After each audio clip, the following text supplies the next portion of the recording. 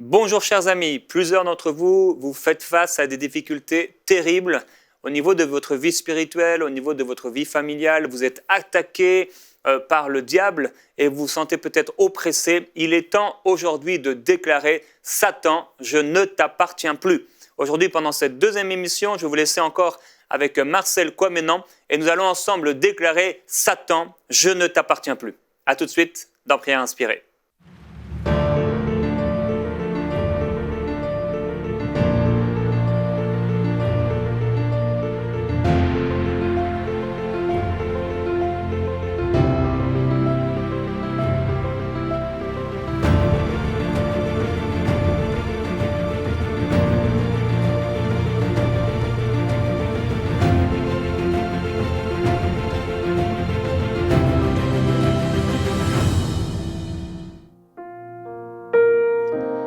Eh oui, bienvenue aujourd'hui, bienvenue à notre émission Prière inspirée. Inspirée parce que nous allons, par la grâce de Dieu, à l'aide du Saint-Esprit, passer un temps fort où Dieu va faire des grandes choses dans la vie de chaque personne. Et j'ai la grâce et la joie à cette occasion précise de partager avec vous. On peut le comprendre comme le thème indique, Satan, je ne t'appartiens plus. Lorsqu'on était dans l'ignorance, on a vécu comme on voulait. Comme des brebis égarées. Chacun suivait sa propre voie. Chacun allait errer de part et d'autre et de partout. Mais lorsqu'il plut à celui qui t'a mis à part pour faire de toi son enfant, lorsqu'il plut à celui qui t'a choisi, lorsqu'il plut à celui, depuis le sein de ta mère, t'a désigné son enfant, à partir de ce moment, les choses ont changé. À partir de cet instant, une chose est sûre, tu es un élu de Dieu, tu es une fille de Dieu, tu es un prince de Dieu, tu es une princesse de Dieu. Et aujourd'hui, nous allons voir beaucoup de choses. Enfin, par la grâce de Dieu, par le Saint-Esprit, à prendre autorité pour que ce qui nous détenait, ce qui nous liait, ce qui était un joug, soit brisé par la puissance du Saint-Esprit. Voilà ce que la Bible dit dans le livre de Jean, chapitre 9. Jésus vit, en passant, un homme aveugle de naissance. Ses disciples lui firent cette question. Rabbi, qui a péché? Cet homme ou ses parents? Pour qu'il soit né aveugle. Vous voyez, il y a des situations dans lesquelles on se retrouve et d'autres c'est parce que il y a des liens familiaux, d'autres parce que c'est des liens héréditaires, d'autres parce que c'est des malédictions ancestrales qui se répètent. On a l'exemple du diabète. Vous savez, les gens peuvent attraper ou souffrir du diabète à cause de l'ADN du sang familial ou à cause de la consommation des circonstances de la vie. Ça, c'est au niveau de la maladie. Mais spirituellement, il y a des héritages. Des héritages au niveau de la famille qui touchent le mariage, qui touchent les finances, la main sèche. Des choses qui se répètent. Lorsque une chose, deux choses, trois choses se répètent les mêmes, soit peut-être à des personnes différentes, ou à des moments différents. Mais dans la même famille, il faut se poser des questions pour savoir s'il n'y a pas un lien à la source. Et c'est pour ça que je vais vous dire aujourd'hui que Satan, je ne t'appartiens plus, c'est dans le sens que si ces choses avaient été faites dans le passé, dans nos familles, aujourd'hui nous sommes des enfants de Dieu, on est dans un autre virage, un autre départ. Et c'est à partir de nous que la bénédiction doit commencer. On ne doit plus continuer la malédiction. On ne doit plus continuer à vivre dans les liens. On doit commencer à vivre dans l'alliance avec Dieu. Dans l'héritage de Dieu. C'est pour ça que lorsque cet homme aveugle de naissance est venu auprès de Jésus, peu importe les raisons pour lesquelles il était aveugle, une chose est sûre, devant Jésus de Nazareth, rien n'est impossible. À partir de ce moment-là, la seule chose que je peux vous garantir, c'est que le premier plan que le diable met en place, c'est faire tout pour que tu ne rencontres pas Jésus. C'est faire tout pour qu'il n'y ait pas un rendez-vous, le rendez-vous de la convocation, le rendez-vous de transformation, le rendez-vous de miracle se produise. Mais bon, il peut essayer. Mais si la main de Dieu est sur toi, si la destinée de Dieu est sur toi, si l'appel de Dieu est sur toi, il essaiera par toutes les portes, par tous les moyens, par toutes les voies. Il ne réussira pas parce que la main triomphante de Dieu sur ta tête est plus puissante que les œuvres du diable. C'est pour ça, écoute-moi bien. Lorsque Jésus a vu cet homme, qu'est-ce qu'il a fait? Il va mettre en place ce qu'on appelle une opération miracle. Il dit, Jésus répondit, ce n'est pas que lui ou ses parents ont péché, mais c'est afin que les œuvres de Dieu soient manifestées en lui. Vous voyez, quand Dieu veut agir, il ne s'arrête plus sur qu'est-ce que tu vis, qu'est-ce qui se passe. Il vient opérer ce qui va produire le changement. Donc naturellement, on comprend que dans nos parcours, on a touché certaines choses. Mais quand on rencontre Jésus de Nazareth, vous savez, c'est comme quand tu sors de la nuit et tu rentres dans le jour. Tout de suite, dans la nuit, tu n'étais pas libre de tes mouvements. Tu n'étais pas à l'aise dans l'environnement nocturne. Tu pouvais risquer ta vie à trébucher. Tu pouvais te retrouver aller dans le mauvais sens. Tu peux être en danger sans te rendre compte. Mais quand tu es au grand jour, tu vois là où tu mets ton pied. Tu vas là où tu vas. Tu vois ce que tu fais. Tu comprends que le lieu où tu te trouves, si c'est une pente, si c'est des roches, si c'est la neige, si c'est de l'eau, tu le vois. Alors quand tu es dans la lumière de Christ, tu comprends tout de suite ce qui se passe. Tu comprends que là, il y a certaines choses que tu ne pouvais pas saisir dans les ténèbres, mais dans la lumière de Dieu, tu as la visibilité. Et qu'est-ce que Jésus dit? Jésus dit, il faut que je fasse, tandis qu'il est jour, les œuvres de celui qui m'a envoyé. Si c'est pour que les œuvres de Dieu soient manifestées et que Christ est venu faire les œuvres de Dieu, sache, à partir de ce moment, tu seras le sujet. C'est ce qui va s'opérer encore. Pendant que je suis dans le monde, je suis la lumière du monde.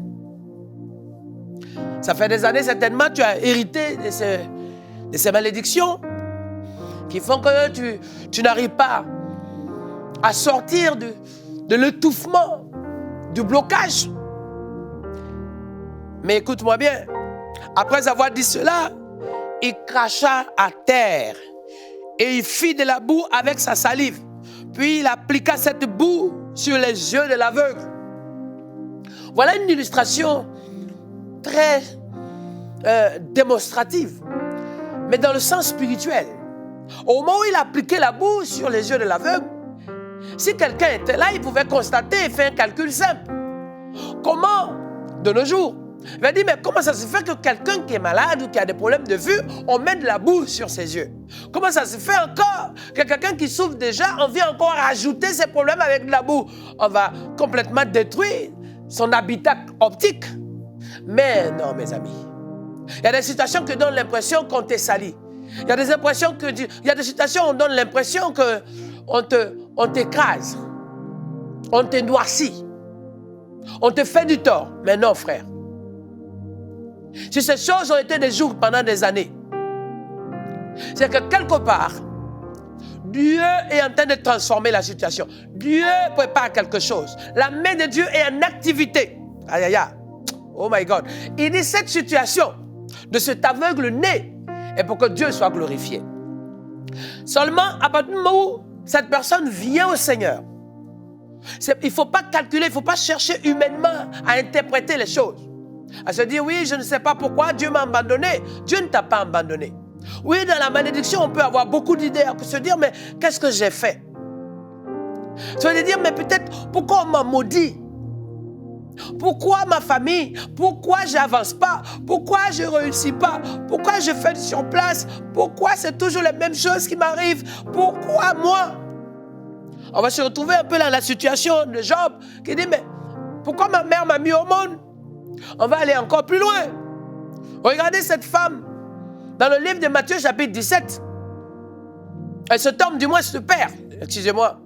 Ce père qui fait quoi? Qui amène son enfant. Dans le livre de Matthieu, il dit, mais Seigneur, si tu peux faire quelque chose. Parce que l'enfant souffrait, tourmenté d'esprit. Mais qui était la faute? Ce que vous ne savez pas, c'est qu'il y a des esprits. Il y a différents types d'esprits. Il y a 5 catégories d'esprits. Et dans ces 5 catégories d'esprits, qu'on appelle la démonologie, ces esprits agissent en ordre. Et aussi en ordre de mission pour nuire l'humanité.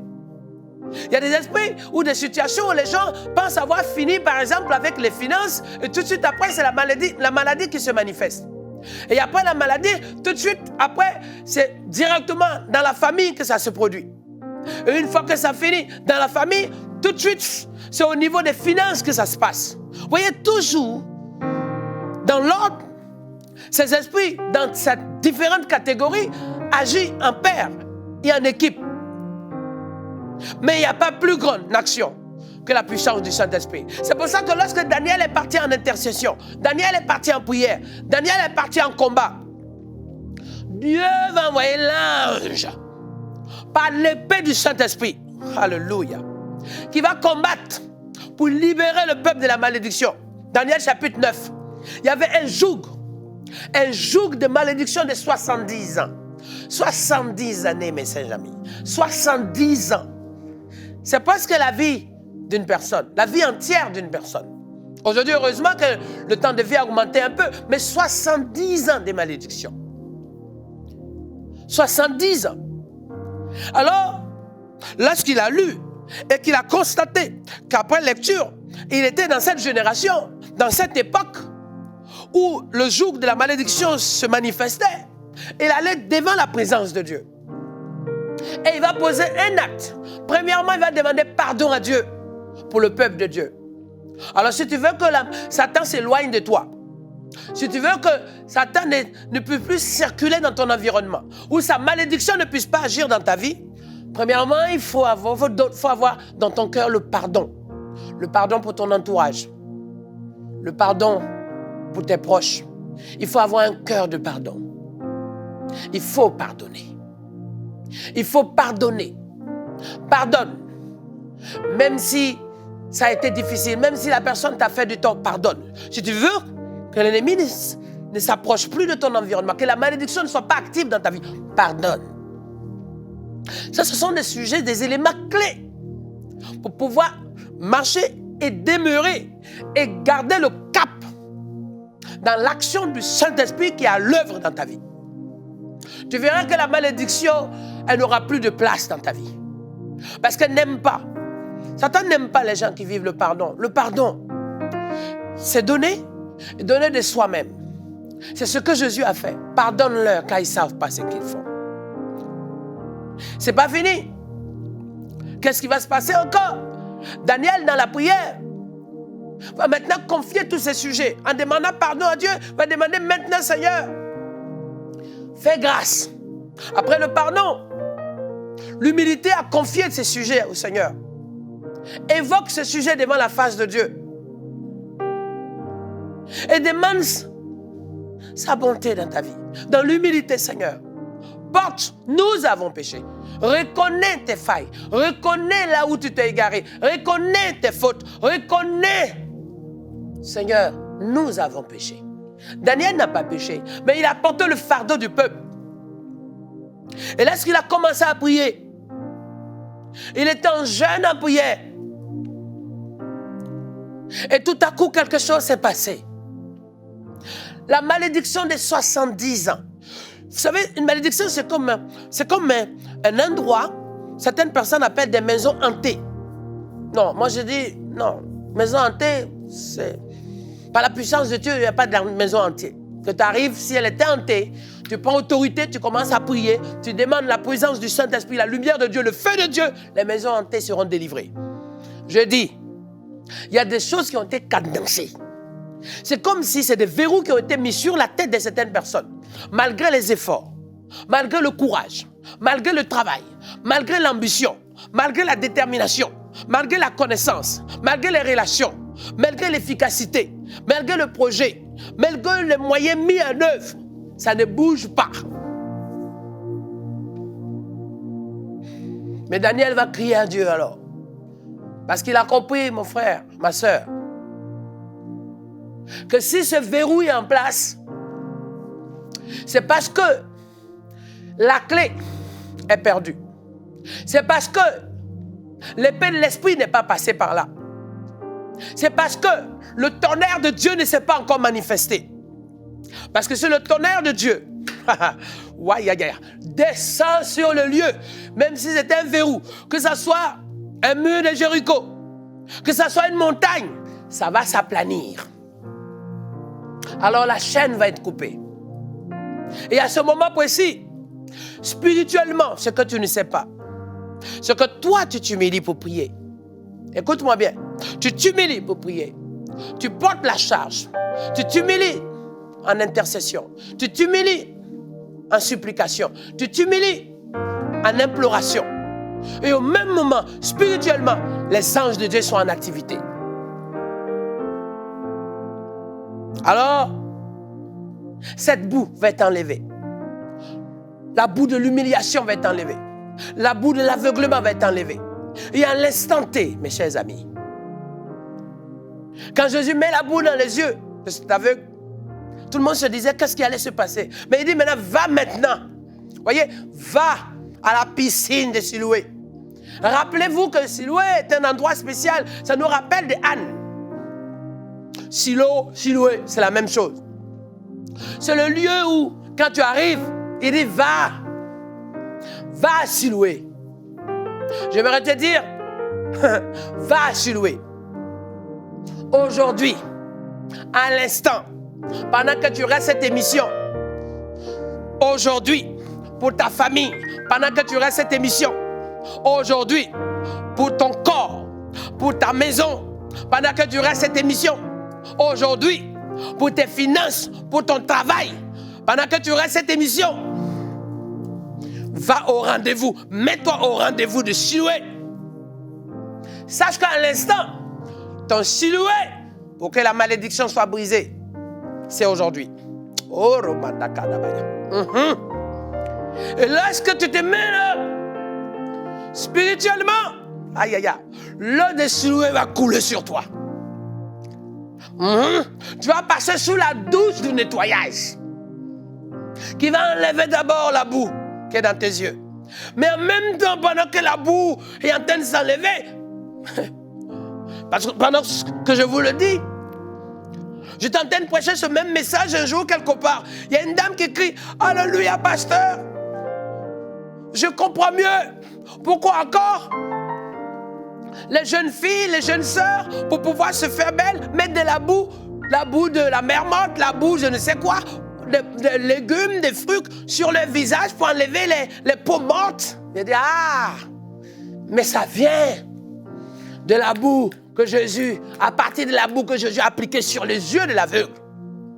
Il a dit, va te laver. Lorsque cette boule est sur toi, on a l'apparence que là tu es noirci. Mais ce que les gens savent pas, c'est que cette boue est en train d'enlever l'impureté. Cette boue, quand elle part, wow, c'est comme la terre. Quand on dégage la terre pour découvrir l'or, la valeur de l'or est vue. Alors j'aimerais te dire, le vent va souffler pour enlever la boue. La poussière va partir, la boue va partir, la terre va partir, les ordures vont partir. Siloué, l'eau qui coule, l'eau de Dieu qui coule va enlever la malédiction. Tu vas passer sous la douche de Siloué. Wouh! La douche, alléluia. Seigneur, fais pleuvoir pour qu'on porte du fruit. Fais pleuvoir pour que la malédiction, je prends autorité. Malédiction. Malédiction, c'est ce qui est dit. Malédiction, c'est le joug sur toi. Malédiction, c'est les liens héréditaires. Malédiction, c'est ce qui traîne derrière toi. Malédiction, c'est ce qui te suit depuis des années. Malédiction, c'est ce que tu n'arrives pas à te défaire, à t'enlever ou à te détourner. Malédiction, c'est ce qui se répète chaque fois, à chaque étape de ta vie. D'autres, c'est à chaque coucher de lune ou sortie de lune. D'autres, c'est chaque fin du mois. D'autres, c'est chaque vendredi. D'autres, c'est à 23h55. Le vendredi ou le jeudi. D'autres sont d'autres jours, lundi, mardi, peu importe. Mais d'autres, ça a des moments, des rythmes, de temps, de date, d'heure, de lieu, à répétition. C'est ça la malédiction. Des choses qui sont toujours là. Pour lesquelles tu penses avoir fini avec. Mais à un moment donné de ta vie, ça revient encore. Alors frères et sœurs, à prière inspirée, je veux seulement que tu comprennes une chose. Tu n'appartiens plus à la malédiction. Ce qui a été dit sur ta tête ne va plus continuer sur tes enfants. Ce qui a été un joug sur ta famille ne continuera plus sur tes petits-enfants. Mais au contraire, la promesse d'Abraham s'est déclenchée pour que désormais tu deviennes la tribu de Dieu. Pour que ce qui t'éteignait en captivité, ce qui t'enchaînait aux pieds, ce qui te faisait la routine en permanence, se transforme en témoignage et en feu. Parce que tu es une race nouvelle, une race de grands sacerdoces de l'Éternel. Tu es une race de qualité de Dieu, une race d'héritage. Tu es une race, oh yaya, la race choisie de Dieu. Tu n'es plus cette race de malédiction. Eh oui, c'est pour ça, en l'instant, je me dis, lorsque cet homme est passé par cette piscine, on a vu quelque chose s'est passé. Quelque chose se produit. Une délivrance. Alors je veux prier pour toi. Frères et sœurs, là où tu te trouves, la malédiction a fait trop de dégâts. La malédiction a laissé trop de morts. La malédiction a laissé trop de gens dans l'échec. La malédiction a laissé trop de personnes dans ta famille dans la souffrance. La malédiction a laissé trop de gens toujours dans le suicide. La malédiction a laissé trop de gens toujours dans l'alcool. La malédiction a laissé trop de gens toujours dans la folie. La malédiction a laissé tout le jour, tout le temps les mêmes choses dans les finances. La malédiction a fait trop de dégâts. La malédiction pèse sur le nom même dans votre famille. La malédiction pèse tellement lourd que celui-même qui est encore dans le ventre, qui n'est même pas encore né, déjà on a l'idée de ce qui va arriver. Ça, c'est révolu. Parce que ton ADN sera l'ADN du Saint-Esprit. Ton ADN sera l'ADN d'Abraham. Par la foi, pour modifier, casser, briser, nettoyer, détruire. Hey! Au nom de Jésus de Nazareth. Parce que tout le monde passe au chaos. Mais cette malédiction-là, c'est fini. Christ est ma vie. Christ est ma vie. Christ est ma vie. Alléluia. Christ est ma vie. Et Jésus a menacé cet esprit. Il dit, sors. Parce qu'une malédiction ne fait pas du bien. Une malédiction détruit, pousse à la nuisance. Mais Dieu veut remplacer la malédiction en quoi?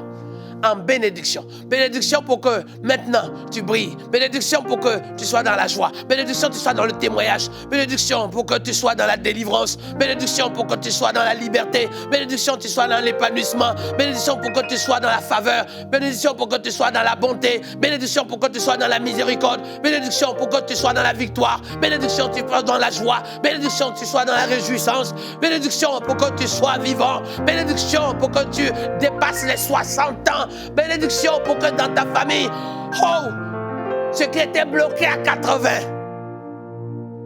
ce qui était bloqué à l'impossibilité d'avoir sa maison, de réussir sa vie, de rester longtemps marié,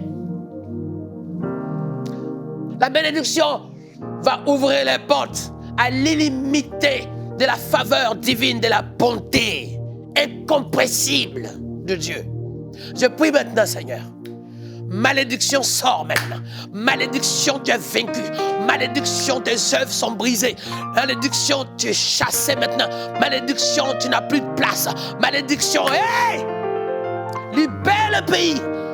Trop de sang a coulé. trop de violence, trop de nuisances, trop de cauchemars, d'insomnie, trop de dépression, trop de folie. Malédiction. Tes traces ont été partout. Partout. Partout dans tous les domaines. Tes œuvres ont été partout. Tes manœuvres ont été partout. Tes actions ont été partout. Tes traces ont été partout. On peut les citer. Oui. Au quotidien. La journée n'a pas encore commencé, on ne sait pas ce qui va arriver. C'est ça. Une oppression réelle. Mais aujourd'hui, au nom de Jésus de Nazareth, reçois ta délivrance. Au nom de Jésus. Hey! Hey! On doit pouvoir être heureux. Heureux d'être en famille. Heureux de vivre. Heureux de se réunir. Heureux de savoir que ce qui a été volé est restitué. Restitution pour ton fils, restitution pour ton appel, restitution pour ton travail, restitution pour tes finances, restitution pour ta maison, restitution pour ton véhicule, restitution pour ta santé, restitution pour ton papa, restitution pour ta maman, restitution pour ta fille, restitution pour ton fils, restitution pour tes parents, restitution. Hey! Malédiction. Tu seras désormais appelé bénédiction.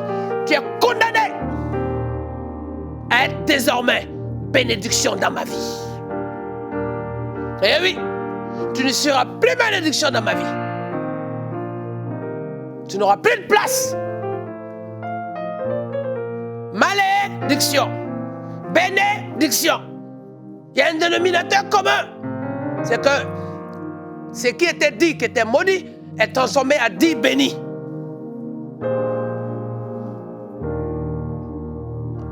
Alléluia. Eh oui. Dieu t'a créé. Toi, Lucifer. Tu as désobéi, tu as été expulsé. Mais Dieu m'a créé. Et il a fait de moi son adorateur. Dénominateur commun, c'est qui? Dieu. Et si tu as un problème avec ça, va voir lui. Mais moi, je sais une seule chose. Je suis fait à l'image de celui qui m'a créé pour le servir et le louer. Alors, bénédiction. Prends ta bénédiction. Saisis ta bénédiction. C'est pour toi. Et témoigne, frère. Témoigne, frère. Sœur, témoigne. Alléluia. Témoigne. Tu vas voir, tu auras ton acquisition, tu auras ton projet, tu auras ta bénédiction, tu auras ta santé. Toutes ces choses que tu avais manquées, tu attendais depuis des années, tu le reçois maintenant au nom de Jésus. Malédiction, dehors! Je ne t'appartiens plus! Hey! Au revoir! Terminé!